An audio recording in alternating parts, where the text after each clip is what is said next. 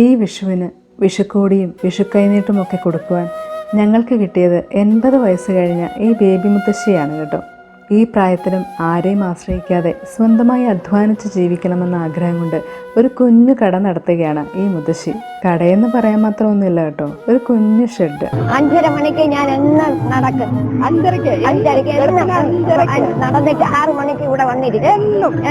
തിരുവനന്തപുരം അമ്പലത്തറ മിൽമയ്ക്ക് എതിർവശത്തുള്ള ബണ്ടി റോഡിലേക്ക് കയറുമ്പോൾ തന്നെ ഈ മുത്തശ്ശിക്കട നമുക്ക് കാണാം. ഈ മുത്തശ്ശി ഉണ്ടാക്കിയ മോരുവെള്ളം ഞങ്ങളും കുടിച്ചു. നല്ല രുചിയുണ്ടല്ലോ, എന്തൊക്കെ സ്പെഷ്യൽ കൂട്ടുണ്ടല്ലോ. നേരങ്കമുളേത്രന്റെ നിറവേതും മഞ്ഞൾ തുൾ ചേർത്താം കനകത്തിനി വളകൾ പോരീരം അണിഞ്ഞുകാടും വളവാനേ. അപ്പൊ എല്ലാവർക്കും ഈ മുത്തശ്ശിയുടെയും എന്റെ വക ഹാപ്പി വിഷു കേട്ടോ.